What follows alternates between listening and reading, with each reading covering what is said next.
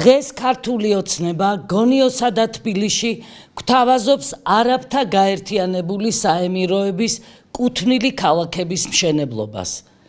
ჩვენ მიგვაჩნია, რომ ამგვარი ინვესტიცია, ანუ საქართველოს ტერიტორიაზე უცხო, თუნდაც მეგობარი ქვეყნის კუთვნილი ავტონომიური ტერიტორიის წარმოქმნა საფრთხეს უქმნის საქართველოს ეროვნულ ინტერესებს. მიგვაჩნია ასევე, რომ ამგვარი პროექტის განხორციელება მოითხოვს საქართველოს მოსახლეობის აბსოლუტური უმრავლესობის თანხმობას. დღეიდან ჩვენ ვიწყებთ ფართო მასშტაბურ საზოგადოებრივ მოძრაობას, რათა საქართველოში აიკრძალოს არაბული ქალაქების მშენებლობა და საერთოდ ქართული მიწების გაყიდვა. მოძრაობა არ არის პოლიტიკური, მასში გაერთიანება შეუძლია ნებისმიერ ადამიანს. მიუხედავად იმისა, ის პოლიტიკოსია, საზოგადო მოღვაწეა, სასულიერო პირია თუ უბრალოდ ჩვენი ქვეყნის რიგითი მოქალაქეა.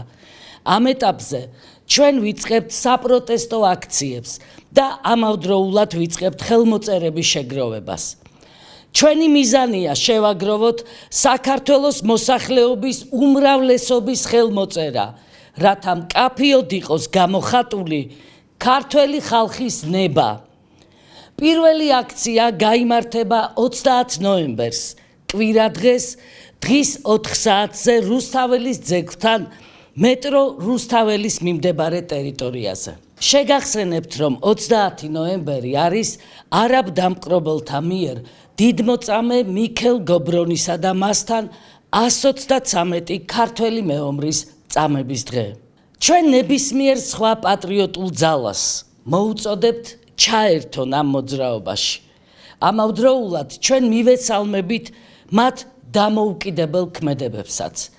ასე რომ ყველას გელოდებით 30 ნოემბერს დღის 4 საათზე რუსთაველის ძეგლთან.